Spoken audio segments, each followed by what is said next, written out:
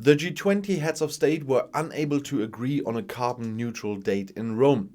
This means that efforts to send a strong G20 signal to the World Climate Conference have failed.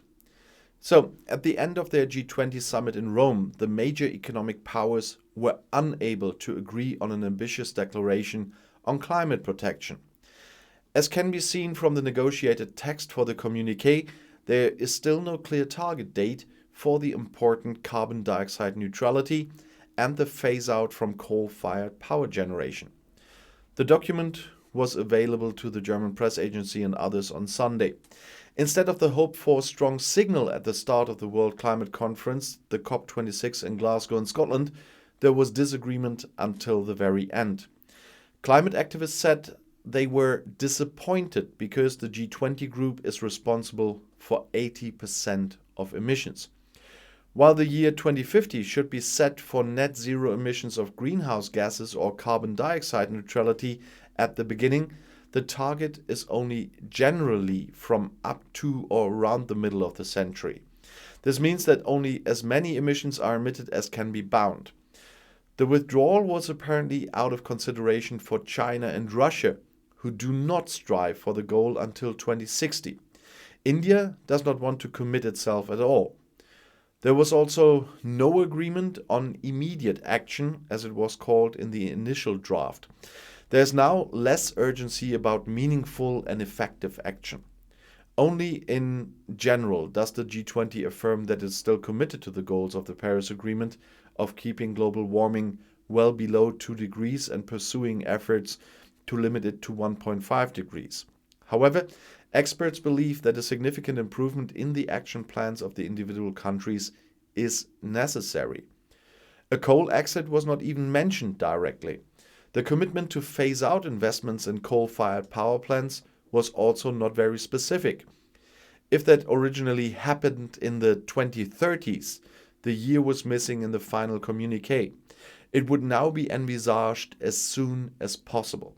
This could mean that consideration has again been given to China or India, which rely heavily on coal for their electricity generation and find it difficult to meet demand.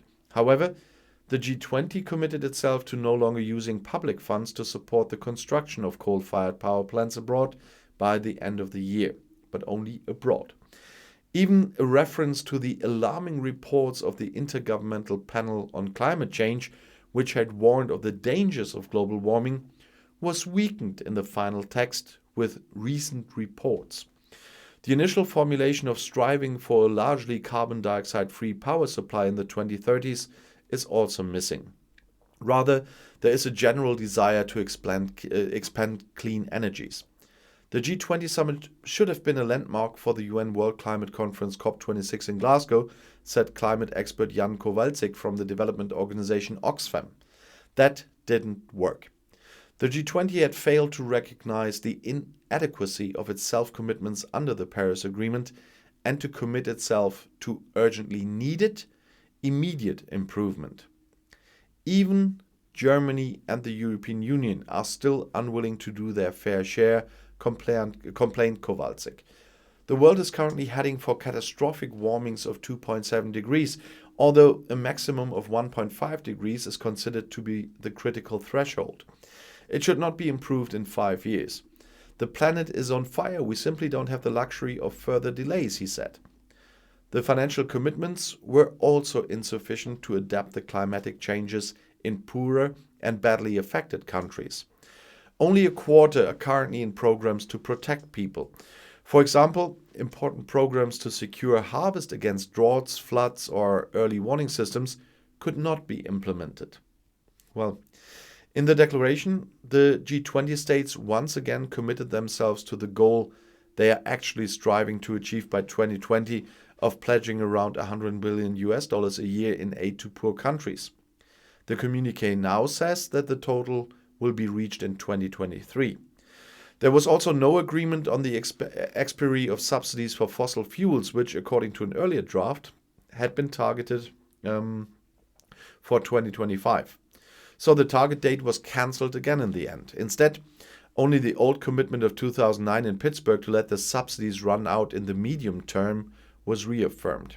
Here, the governments willfully use taxpayers' money to fuel the climate crisis, criticized Kowalczyk.